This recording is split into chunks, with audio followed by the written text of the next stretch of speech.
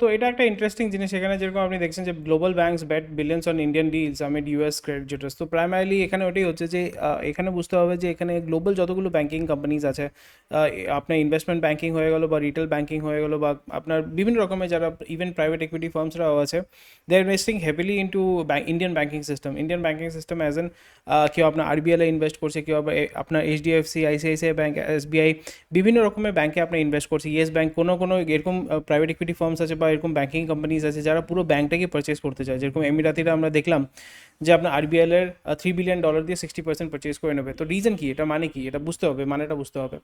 এখানে আপনাকে বুঝতে হবে যে যে কোনো ব্যাংকিং সেক্টর কীভাবে চলে, মানে ব্যাংকের যে ইনকাম, মূল ইনকামের স্রোতটা কী, ওটা হচ্ছে নেট ইন্টারেস্ট মার্জিন, মানে নেট ইন্টারেস্ট ইনকামটা হচ্ছে ওদের ইনকামের সূত্রপাত।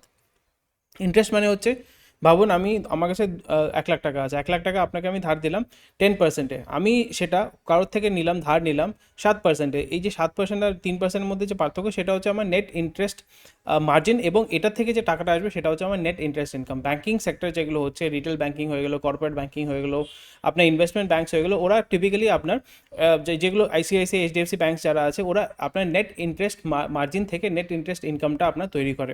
সো এই জিনিসটা আপনি দেখতে পাচ্ছেন। তো এখানে India, because it's a very big economy, লোকজনের কনজামশন আস্তে আস্তে বাড়ছে, লোকজন অ্যাসপিরেশনাল, তো এখানে তাদের ইনকাম হয়তো অতটা বাড়ছে না, কিন্তু তাদের জিনিস দরকার, তারা জিনিসটাকে কনজিউম করতে চায়, কিনতে চায়।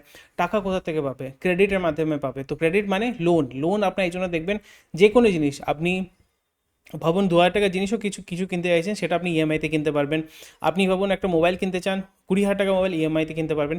এটাই হচ্ছে জিনিস যেটা আপনাকে বুঝতে হবে। এই কনসেপ্টটা বুঝতে পারলে, কেন কি India is a growing market, যতটা আপনি লোন অ্যাভেলেবল করবেন লোকদের কাছে, লোকজন ওটাকে কনজিউম করবে।